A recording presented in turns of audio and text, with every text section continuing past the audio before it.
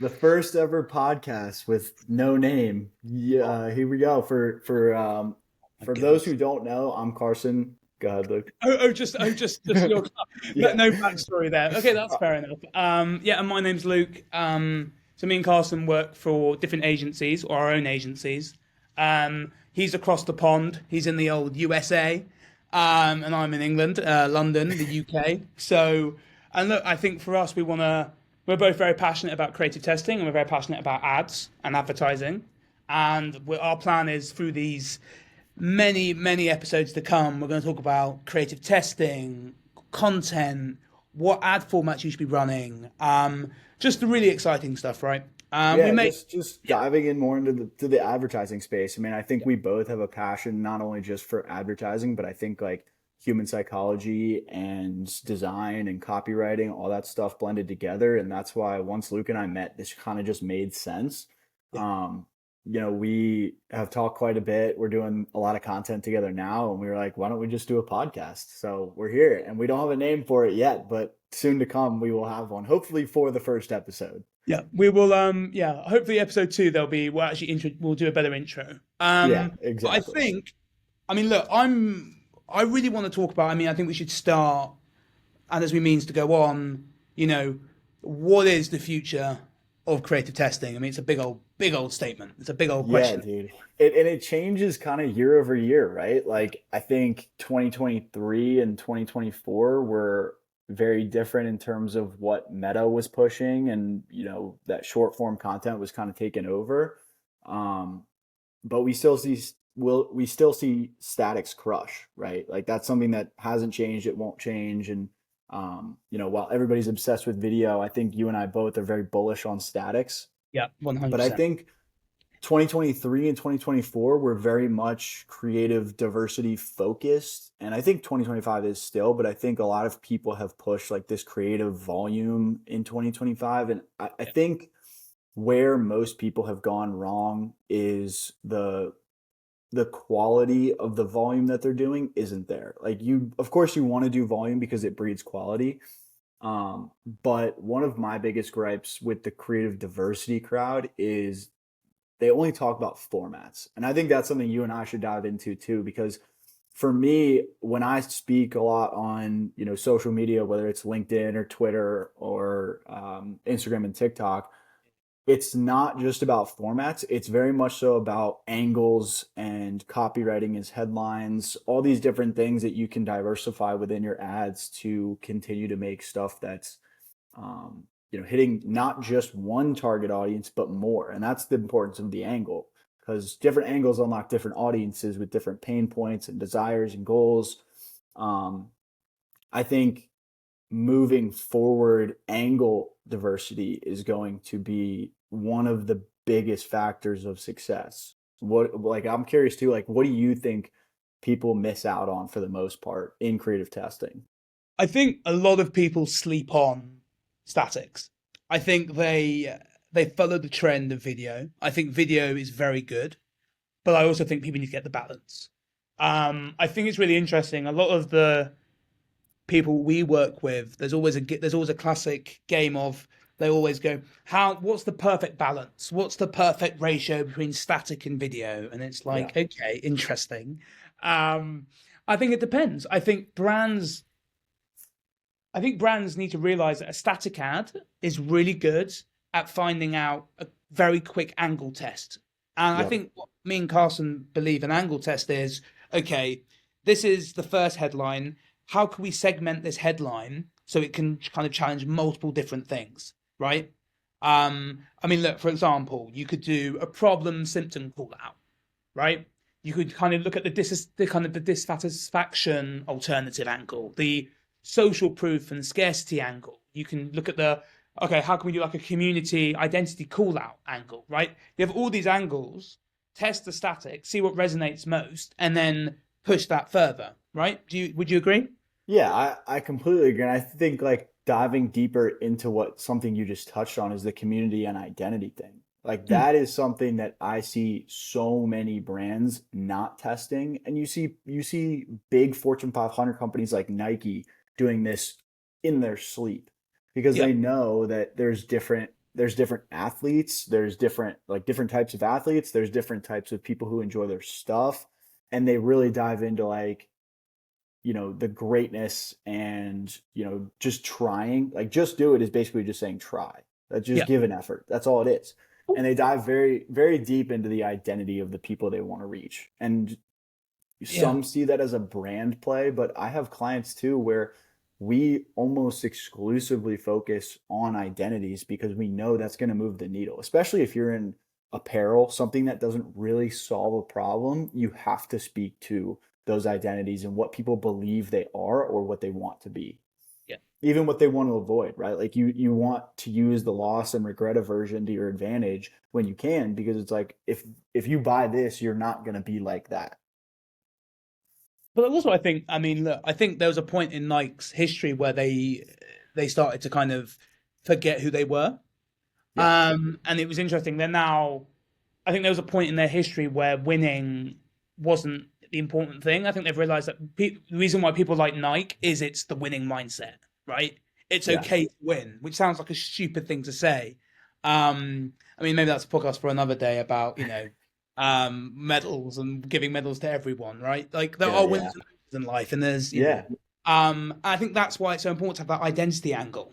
You know, this is Well, for and this type of person, right? yeah, and you look at the progression of their brand, right? Like they started just being a company for runners, like with their shoes, and then they transitioned into basketball, and then now they're in every sport. Like there's always a progression that goes with it, and that's why the identity is so key because once you've mastered your audience, you can start to go like I always tell clients too, we want to find the angle that we can go vertical with, and then we can go horizontal because you have to master a vertical before you can go to the next one, right? You can't, like, of course, when you're testing, you have to go horizontal. You don't really have a choice if you don't know your audience well.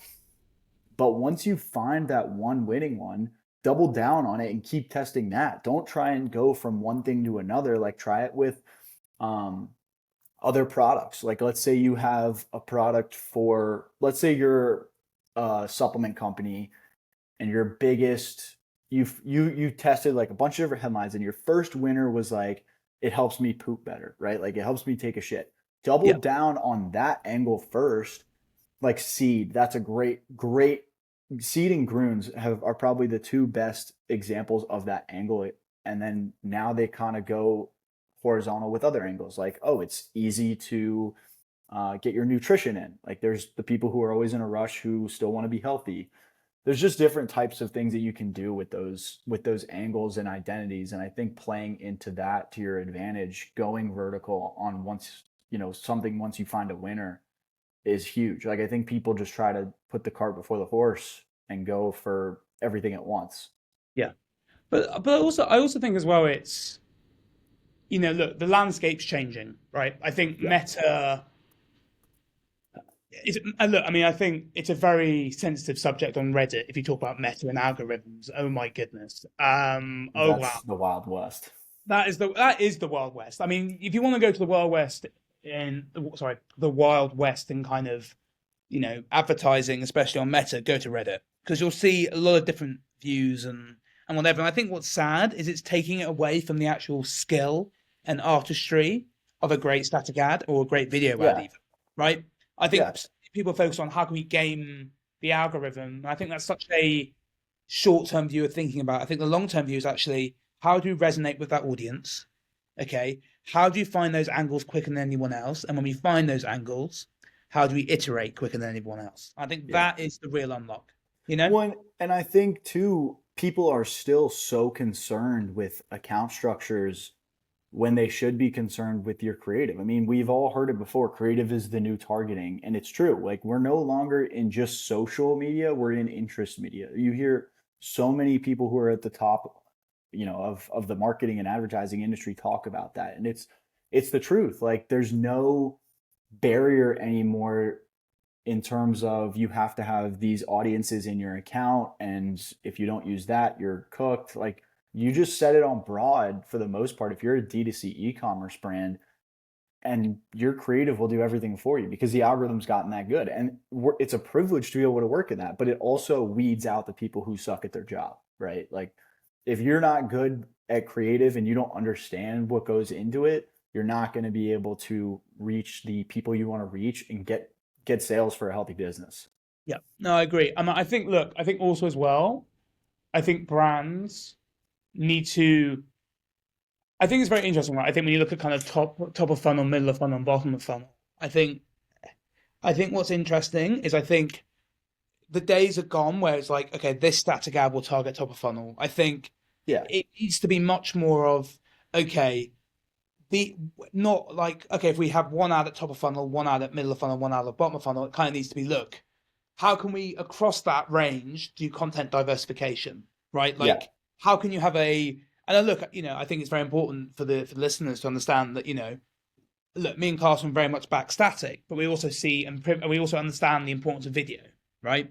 There is a Yep. place for video, but I just think brands, I just think the reason why statics are such an unlock is because if you can test verbal hooks, title hooks of your potential videos that you're paying lots of money for your your user generated content, right? By just testing the static. I mean, a great example of a brand is hostage tape, right? Yeah. They'll run like a black. We'll get a picture of it. We'll find one. We'll put it up on the screen if you're watching from on YouTube. But we'll get it up for you. It's a black background with simple white text with a simple call to action that says a particular call out for an audience. Right. Hmm. Yep. That isn't a long term. That isn't like a beautiful static ad. It's a, okay. Is this getting high click through rate? If so, we should run this as a verbal, as a video. Right. You know. Yep. Well, and I love that you brought this up because this is something I wanted to touch on as well. For everybody I consult with, for every client we work with, it's like I never tell them to go straight into video unless we do one of two things. We either test statics first and see if the concept is proven, and then we can move into either motion graphics, or if it really does well, we'll go just straight into UGC video. The other one, so that's one. The other one is always organic. If you're not testing on your organic, like use your organic feed to your advantage. You have the free reign to do whatever you want and post whatever you want.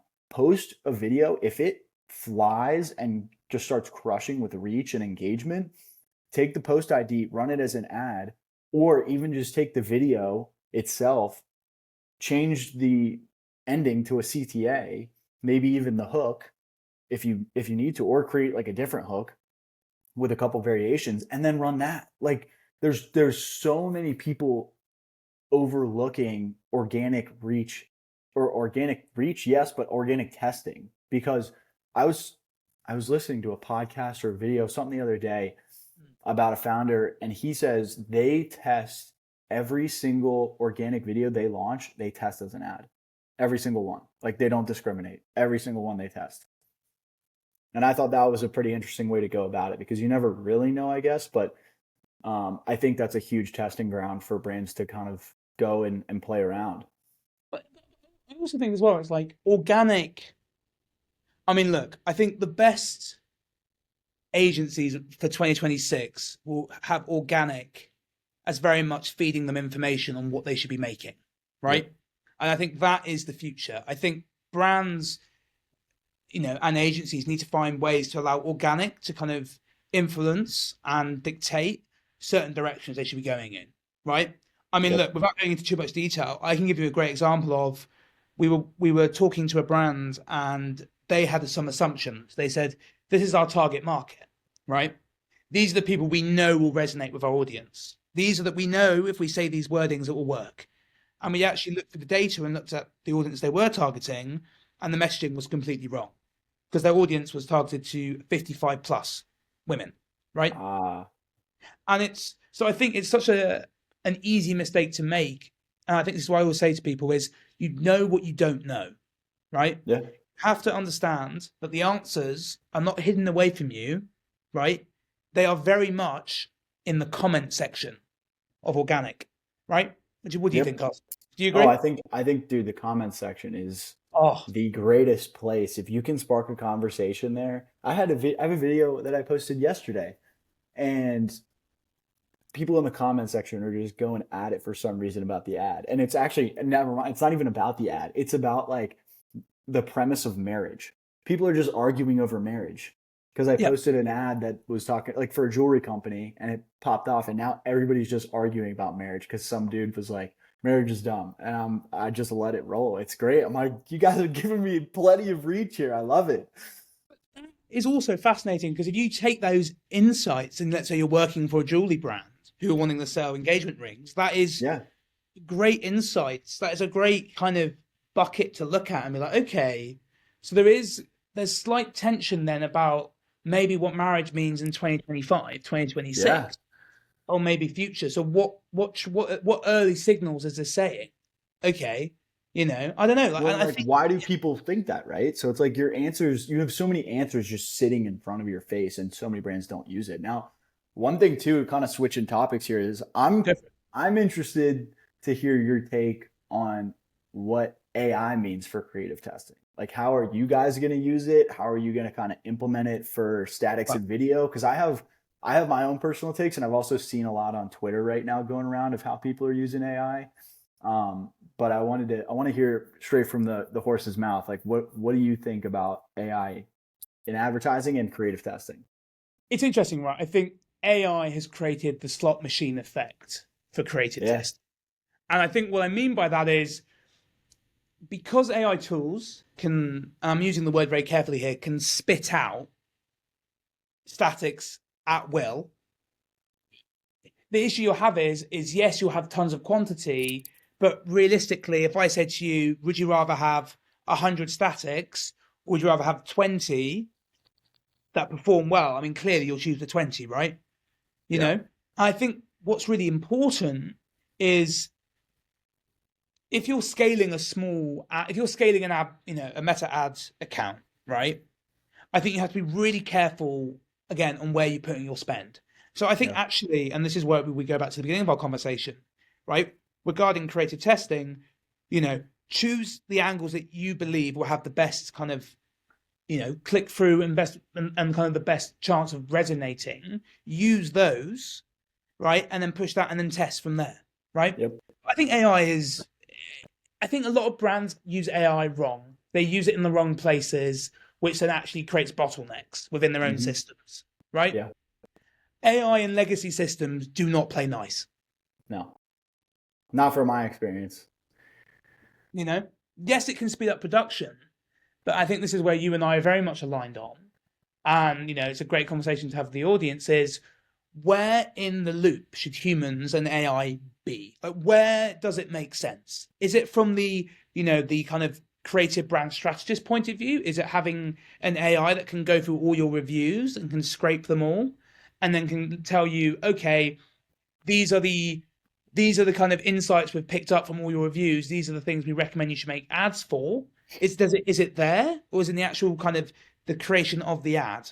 I don't think it's in the creation of the ad as much. I think it is if you're iterating, but I don't think it is from a end to end solution. I just I doing do it. agree. Well, and I've seen various different takes on this and people testing different stuff. Like I've seen a lot of, especially on Twitter, people in the space talking about they're testing a more of their hooks with AI, like the really strong VO3, um, jarring hooks, whether it's with like a Yeti or if it's, something crazy like somebody jumping out of a helicopter I've seen. Or the baby People, mustache the or the babies, yes, exactly. So like I've seen those being tested, and now I don't have an insight into those ad accounts, but I can tell you this from my clients. We have tested AI statics and we have tested human statics. And I can tell you without a doubt, like the numbers, I think it's like a 95 to 1 or 95% success rate compared to a 5% success rate or hit rate, I guess, yeah, for human statics to AI. Like yeah, I think there's just, and I mean, I've done it myself. Like I post a bunch of spec ads that I do just for fun to, that's how I get clients. That's how I get more reach and get people talking. And anytime I post one that was AI generated, people always will attack you in the comments. They're like, you didn't make this, AI did. And I'm like, well, the idea is from me. The image is just AI because I don't have the means or can find anything on Google to relate to this image. So I think there's very much so in terms of consumer sentiment, a pushback for AI. And I Where do you, wonder how that will progress as well, because when you look at, yeah, and then I actually segueing off of this for a second, I think in the next couple years, brands who are human led and very open about it will be the ones who are very different. And I think a lot of that's going to have to come from the apparel side and the, health and wellness space. I don't think a lot of the brands that are, little tiny TikTok shop popular ones are going to really see any success if they don't use human or use AI, like whichever they choose, because it's still like a product that people don't really care about. No, not a high LTV, anything like that. I think just the brands that are more human centric will be the ones that are talked about the most and in people's minds the most. I mean, look, look, we've used it before, but I'll say it again, right? AI ads, right, are becoming slot machines, right? In a Yeah. way, you kind of pull this lever and there's a jackpot. But I also think the jackpot isn't in the variations because look, there was a D2C brand that uses AI, and I remember I think they're pumping out hundreds of statics, right? Like hundreds, Hmm. right? But I think very similar to what you were saying, they only found traction when they layered the human, you know, kind of in the loop because again, AI hasn't got taste, right? No.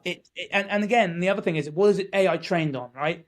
Of past data, right? Yep. It So only it's knows what it knows. precisely. So I think knowing the limitations of AI is really important when you're using AI in your creative testing. Yep. And it's understanding, okay, yes, it's great at synthesizing loads of information, right? Yes, it's very good at giving you suggestions of what copy you should try, but realistically, don't second, don't, in a way, don't doubt yourself. If you've been working with a brand, if you are the founder and you've been working at a brand for a long time, you'll have a good gut. Back your gut. Just use AI to kind of give you kind of, I think the worst thing, I think you and I will agree for a creative is when you get a blank piece of paper, right? Because Yeah. there's no references to think about. I think the best thing that AI can do is give you a good starting point, but it Dude, isn't the end point, Carson. yes. It's not the end point, It's not. I you know? love that you also touched on that too, of like the worst thing to have is a blank piece of paper because you don't have any information. I had a client early on who they didn't really have an idea of their target audience in depth, and that only left me to do so much. I basically had to do everything on my own in terms of researching who are these people, what are we doing, who are we marketing to, and without their input or insight or anything that they kind of wanted, who was this for, made it 10 times harder. And eventually we parted ways because it was a lot. And there Yep. wasn't, there's also a lack of success when you don't know who you're talking to or what their pain points are or what they want. Like, you need to have information to be able to make ads that people are going to give a shit about. Like, if we're being honest, if you don't have any, like, if you're, we'll use clothing as a great example. If you're making luxury streetwear and that's it, you're just like, we just want people who like streetwear and like nice stuff and are willing to spend money. It's like, that's great. Who is it? Because you have the other brands who are like, we like people who like streetwear, like to spend money on, clothes, but this is all, Western inspired clothing, that it's for people who are, live in the Midwest or live in the South and they enjoy 90s and 80s fashion from that era. Yeah. That's more information that you have to work with. Yeah. And so I think in a way I think this is my best way of looking at it, right? Your best copywriter is already on your payroll, right? And guess what? As we were saying, it's your customer. They're Yeah. living in the comments, right? Just look at your own organic, look at competitors' organic, right? Scrape the comment sections. That will reveal to you the raw language of pains, desires, and objections. Use that to allow you to write the best ads ever, right? I Yeah. think the days are gone of saying, "Oh, I don't know what resonates with my audience." You do. It's staring right at you. It's right in front of you. And if you're not getting any comments or engagement, then start posting stuff that sparks a conversation. Yeah, like It's people, and I think this is a very, I mean, I talk about it a ton in my content. Like my whole thing is making mad ads, which is basically just stuff that's insane that people can't ignore. If you are not sparking any controversy or topic of conversation, you're doing something wrong. I agree. I think this is the big thing, right? Because I think so many people would listen to this and go, okay, how do I start controversial stuff? How do I start controversial things? They'll say something outrageous. Like, no, no, no. What's outrageous in your niche? Okay, Yes. what is because like there's no point of talking about Taylor Swift and what is it? Travis Kelsey? Kelsey. That Yeah. was it, like I don't know, making that I don't know, talking about the fact that marriage is a waste of time. I don't know what you'd come up with, right? Yeah. Like if your niche does not care about that, then that isn't controversial, right? Exactly. You Let need me go something that's controversial within whatever you're talking about. the category, right? Yes. Like if you're like I think there's a great brand who does it really well. You sent me them, the Sweet Company. What do you call them? The sweets in California. Um, it's like a brand that you put it on it's on your list. Um, Oh, rotten. Rotten, right? Yeah. Yeah. Yeah, they Like do a great job of that. and what they've done is they've realized, okay, how do people look at sweets in a category, and how do we essentially reject the category and do it something completely different, right? Like having the name Rotten to me is like a great starting point. Like in my head, when I think of rotten, I Huge. think rotten eggs. I don't think of sweets, right? Yeah, you You don't. know? Well, and they've gone against everything, right? Like they have this weird kind of branding that sticks out more, but it also talks about like being a freak. Like, what does freak have to do with rotten? What does the name have to do? And it's like if you can get people to be like, I don't like the name, that's something. You're doing something to get a conversation started. And everybody, I think, in the last maybe 6, 8 years, something like that, people have gotten so afraid Yeah. to talk about stuff that divides the room. And you have to do it if you want people to give a shit about you. Because think about it. If you're, if like this is a spectrum right here, if you're talking about what's in the middle, no one cares. No one cares. But if you're dividing the audience to side A and side B, and side A really agrees with you and side B really doesn't, this is going to be your loyal fans. These are going to be the ones that hate you, and that's okay because they're going to fight all day for you. And these people are going to be like, I don't want it. And it's like, that's the audience you don't want. You're weeding out people who don't even, you're not even going to want to target. It's it's I think there's actually and again we'll pop this up for the video for the listeners. And this is the great thing of modern technology. I sound like a 90-year-old man when I say this. I like just talking about a great ad that does that. I mean, first of all, Carson, do you know of a company called Marmite? I do. Okay, just double It's a checking. Isn't it? great, that's a great pull. Like this is a great example, right? Like Yeah. their tagline, and will be up on the screen for you guys, is dividing the nation since 1902, right? They know their positioning as a company, and what they're doing is they're not pretending that it isn't real. They're actually doubling down on that as a position, right? Yep. Well, And this is, and you know, yeah, go ahead. I was just gonna say they also know their product itself is very dividing. Like people love it or they hate it. yes, and that is the best positioning. You love it or Mhm. you hate it. Don't indifference kills brands. Dude, Like it destroys them. just That is one of the worst things that could happen to a brand is that people are indifferent about it. If people don't it's the care, worst feeling in the world. you're not going to last more than 5 years at a max. I mean, 5 years is a very very nice number to give them. I mean, look, if you're It not is. That was a little bit that was generous. high. I mean, wow, you must be. I mean, wow. I'm But being optimistic for the brands out there. yeah, but it's like, and again, look, it's really easy to be like, okay, you've got to stand out, and you've got to be, you've got to, you've got to be loved or hated, and people are like, how do you do that? And I think it just starts with understanding, and it may sound counterproductive, but and look, we do this probably as a lot for being kind of what we're doing as agencies and software. It's you say no to certain people, right? because they're not Yeah. what you want to work with. And I think brands need to have a similar output of, it'd be like, oh, but look, it's really interesting. Like we could sell to this demographic. It's like, no, no, no. If you sell to everyone, you don't become special to anyone.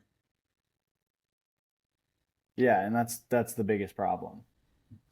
And it's just allowing yourself to realize, okay, who am I? Who is that core customer? Who do we make really happy? And whoever we make the most happiest, we focus on that, right? I think Yeah. brands don't do it, and yeah. So I mean, I think we touched on it as well. I think we'll better go back to it, but it's. I think a lot of brands also they're treating organic and paid as separate worlds, right? I think we talked about it, didn't we? And we're now kind of saying actually, you know, every organic post is a great test, but actually there's no harm in actually if you've got the ad budget to run an organic straight away as a paid, right? There's no harm Yeah. in it, No, there's none. But I don't know. What do you think? No, I think there's definitely an opportunity for people to take any organic post that does, and I usually would follow the 3x rule in terms of this. Like if you have a post that does 3x what you normally do on average, that's something worth running as a test. Anything more than that, I mean, obviously you're gonna cook.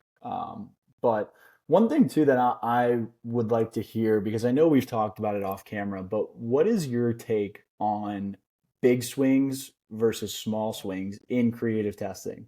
Oh man, good. Again, first of all, look, our agency's called Big, right? Like, Yeah. you literally look.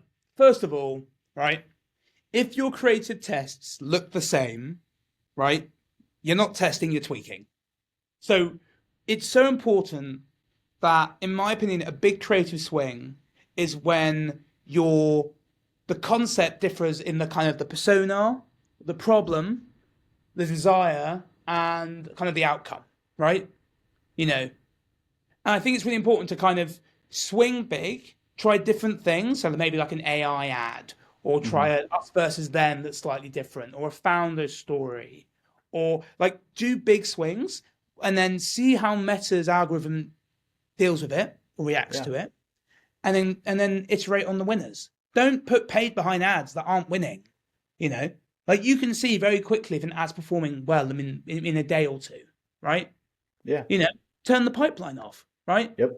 You know, but it's interesting. I mean, look, AG1 actually have just launched AGZ, their sleeping supplement, right? Hmm. And it's interesting. At the moment, they're testing two different headlines. They're testing, you know, scrolling kills sleep, and then they're testing wake up refreshed, right? Mm. They both worked. But if you imagine very different subgroups of pit buyers, right? Yeah. Completely different. Those are the angles we're talking about. And to me, those angles are big swings because you're targeting different Yeah. subgroups. Yes. You know, Absolutely. look, I think you are. I think what's the great thing about advertising and what you're doing over there across the pond is I think you're really trying to push this narrative of companies need to do bigger creative swings. They Um, do.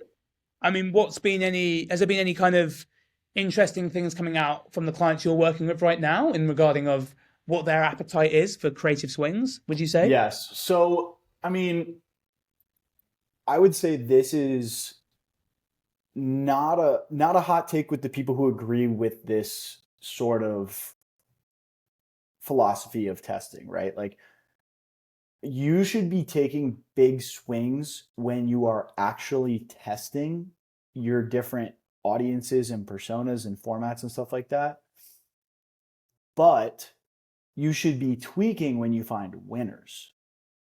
Because when you find a winner, and we did this, I actually, we did this with a client, I think 2 months ago, and we're still doing it.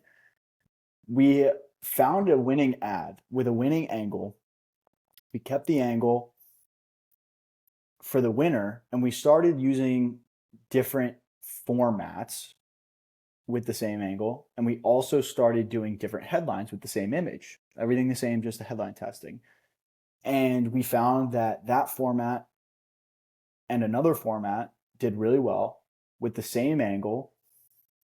So we took that. We also tweaked the design of the text, and that one and we added a CTA to the original format, and it just was like a restock CTA. And that like three different variations of the tweaks, like of the iterations we did, crushed because we knew that was a winner, and we were like, okay, what else can we test in order to really find out what's working? And so we found angle, messaging, and two types of designs. So we just started switching up little tiny things like the font and the design of the overall kind of text, as well as adding CTA. And we found three different sets of winners. Like that's something that we only found because we tested very different swings in the beginning. But then, look, I think this goes back to our. I mean, look, I think if we had to sum up this conversation so far, it's, you know, I think creative testing, I don't think it's about control as much. I think it's about the ecosystem. I think it's actually It's a great allowing point. yourself to have a, what do you say, sorry? That's a great point. Yeah, it's like, look, I'll iterate it again for the listeners. It's creative test. It's not, yes, it's about control, not control, but it's an ecosystem approach. It's, okay, these are the different audiences that we target. Okay, what's resonating with that audience at the moment? And then finding those winning angles as quickly as possible. I think we get to a very interesting point now, about ad kind of, I mean, you've got some very interesting takes on this, I think, but it's, what is creative fatigue? You know, Yeah. is look, and I think the great question is how to refresh ads before they fatigue. And I mean, look, I think anyway. I think look, first of all, does ad fatigue even exist? Is creative fatigue a This thing? is where my hot take of the day comes in Hot take. because Here we go. Does I'm creative fatigue exist? it doesn't exist. And I'm gonna break down why I think that. All right. We love that. Ogilvy made a great point once, and he said if you have the ability to let an ad run for years, don't touch it. Like if you have the ability to make a great ad and it can run forever, don't touch it. I forget what brand it was for them, but they had an ad that he made. I think it was the what's the company called? Not Henley. Is The it is it t the milk one? Is it the milk one? no, it's the shirt. It's the shirt company. The guy with the eye patch. Oh, Um, oh, yeah, yeah. We'll pop the why ad can't up. I Yeah, think yeah. of the brand? Yeah, well, I can't think of the brand, but it'll come to me eventually, and I'll spit it out. But that ad, I think he said, ran for 25 years. And So if do you, you're in advertising, I don't think you realize how insane that is. Now, given the landscape's a little different because we have digital and social, but why would you ever trust an algorithm to tell you if something's fatiguing when it's still printing money? I had a client who posted the same videos for 5 years. Yes, the Hathaways. Hathaways. I had a client who posted the same ads, exact same, for 5 years, and every single time they turned them on because it was seasonal. Every single time they turned them on, guess what their ROAS was for 5 years straight?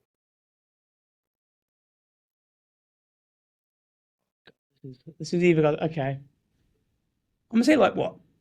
Mm, oh god, you're smiling, which is terrifying. Oh god, I'm gonna say like so the same ad they've been running 5 years, yeah. Same ads. It was five Turn ads, and they ran them. They turned them on and off depending on the season because they're a fall product. So they turn them 15, on in September. 16, 15. 9x. 5 years straight of 9x from September to February, running the Interesting. exact same ads. That's interesting. But then here's a great question, right then. Who benefits from creative ad fatigue being a kind of metric in the game of advertising? Who wins by that? Is it the agencies coming up with it because they want companies to spend more money so they can make more ads? Does Meta benefit? I mean, you know, it's it's a very interesting thing to me. When I kind of first started in this industry, I didn't understand how there'd be so many different business gurus about Meta, Mm-hmm. right? And I was like, well, isn't it just a software? Isn't it pretty obvious, like what you should do and what you shouldn't do? But there's so much like ambiguity within it. You don't like, you should be using this campaign structure. No, no, no. You should be using this campaign structure. It's like It's different for everybody, and it's that's a different per dark art. brand and what works. Like there's no right answer for No, that. But I think the going back to the question you asked, which is who benefits from it. I think Meta will signal that creative fatigue sometimes because they want you to test more and spend more and have some that maybe are losers, but they still want you to win. They want to keep people on the platform.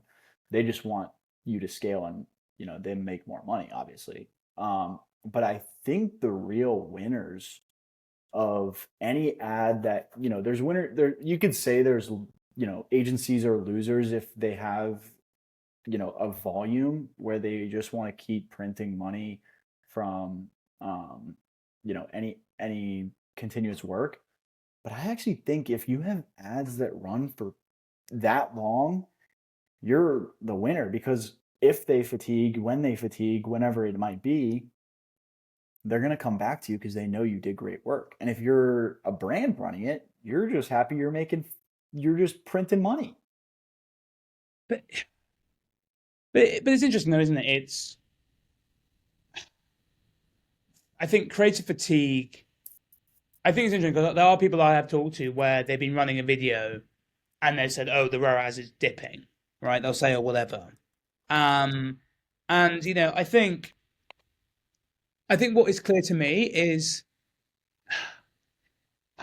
I think this is maybe it, right? This is kind of my view on it. I think you don't have to change much of an ad to have like a freshen up, right? Yeah. Like if you have a video ad, right, that's doing really well. I mean, look, we're not really video people, but we have knowledge on it in the sense of if there's a video ad that's doing really well on your Meta account, right, and it's let's say the ROAS is starting to dip, right? You can very easily like change the hook or just refilm a slightly different part of it, and it's a whole new ad.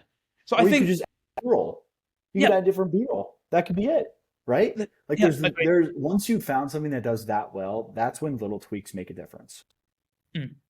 And I think also as well, I mean, look, I think it would be an injustice or an injustice. Is injustice a word? Anyway, we'll It, pretend that both are. unjust and injustice. Well, It would be unjust. it'd be unjust not to talk about a brand that is absolutely killing it right now in creative testing, and it's Pure Sport, right? Do you know much See, and about Pure? I think it's Loop. See, this is interesting, right? And first of all, I think it's great to chat and kind of discuss why well, I think first of all, both brands can be killing it, but Yeah, Pure Sport for me is really the cutting through the noise of how you should do creative testing, right? And we'll put up on the screen of what they're doing. But essentially, what they'll do is they'll run 8 different statics, right, of a man holding a card, like a cardboard, with text on it, right? A very simple headline hook, right? And what they're doing is in those 8 different statics, they're calling out different audiences, as we've talked about. I think this is the future of creative testing. Different audiences with different angles, right? And from those angles, the winners, and you can tell which are winners, especially in the UK, you can see via the EU transparency, which is getting more spend behind it. You yeah, can we then work can't see out that. from that static, okay, they're spending a lot more on this static than the rest, and then that dictates the video, Yeah, right? Use yep. static to dictate video. Static That's will dictate. exactly what Loop does, and they Yeah, just test absurdly amount of volume. yeah, Like they do absurd amounts of volume, and when you're at a certain point, you can like going back to for a second testing and tweaking. yeah, If you're a massive brand doing massive numbers and you have the capability, tweaking makes sense for any test you do. It does because you have the capability to do it. You have multiple agencies, you have in-house teams, everybody's working on it. You're spending multi-million dollars a month. It doesn't make that big of a difference if you're doing tiny tweaks because you sorry. have the all good. You have the means. But I think like smaller brands, it's definitely more of the actual big swing testing. Now, with going back to what you said, Loop's doing very similar things. It's very tiny tweaks, but you can go and see what are the ads that are like absolutely ripping and what overall concept based just on numbers that you look at in terms of the amount of ads. So that is a great way to test, and they've always done really well with testing statics. And once they prove it, go into video. I mean, look, I think that's the future of creative testing. I think do Yeah, bigger swings, look at the audiences you want to target. If you're a smaller brand, you may not have the luxury to do 8 different audiences, but choose yeah, 3 that you know are the high intent and have had the ones that will purchase from you, and then play in that game, right? But it's interesting though, actually, when you're looking at creative testing, is click-through rate the best metric?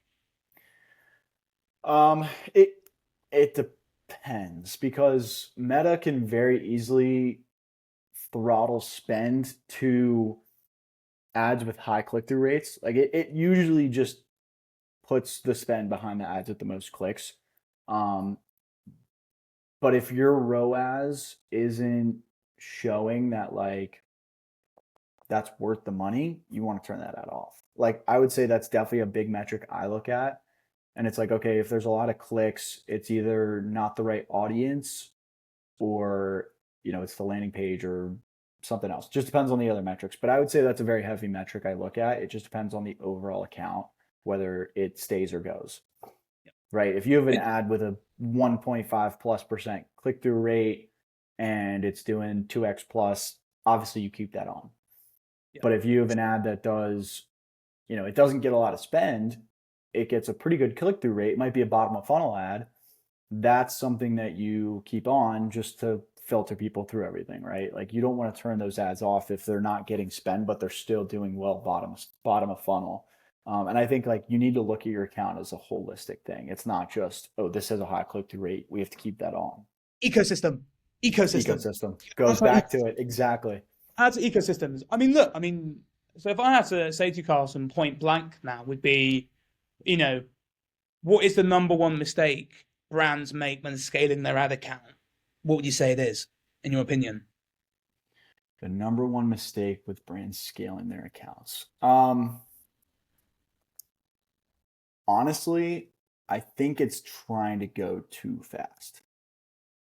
And I'll dive into that a little deeper because I think when brands find one winning ad and they scale it, but they don't have anything else working for them, it creates a massive problem. You need to have a couple ads that you can keep throttling spend behind that if one starts to fatigue or one just starts to tail off because it only had a smaller addressable market, then you get into a problem where you're not doing enough volume to justify your scaling, right? And obviously when you are scaling, you're gonna like if you're a company who has three winning ads and you're ripping a 3x ROAS at $100 a day and you start to scale, if you go down to 1.5, it's not time to quite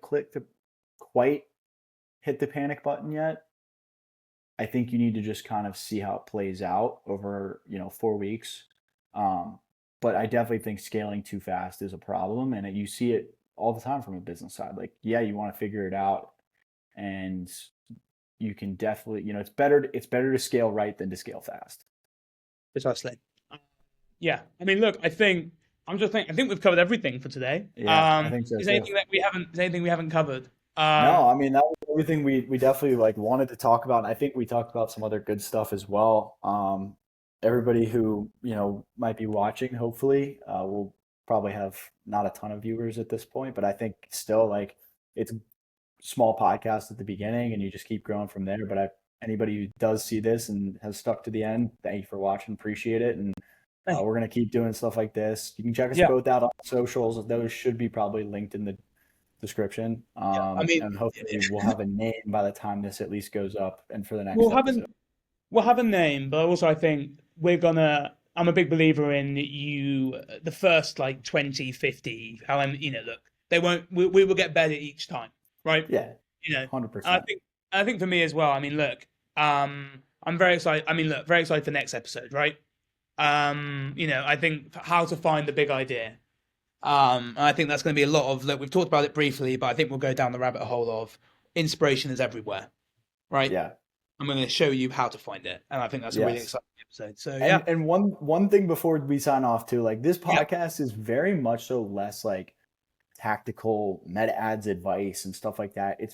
We're trying to dive deeper into the conversations that people probably neglect to have and don't maybe not think about as much. well, I don't have Right? Like access. it's just exactly like, and not a lot of people, like we talked about, the whole reason we started is because people aren't talking about some of the stuff that we want to get information on and talk about and all this other stuff. Yeah, I mean, look, and I think, yeah, I agree. So yeah, I mean, look, get ready for episode 2. We've also got a fun little series coming out as well, US Yeah. versus UK, which is gonna hopefully gonna ruffle some feathers. We're pumped for it. And yeah, look, it's just very exciting. But look, yeah, we'll put our socials down below. We're always happy to have conversations. And also we'll have some guests on as well. That is Yeah. Hopefully we get some cool people on here soon. That'd be that's pretty the awesome. plan. But yeah, we're excited for what we can do with this. I think it's gonna be a lot of fun. But yeah, look, absolute pleasure. Awesome, dude. We'll All right, talk guys. in a bit.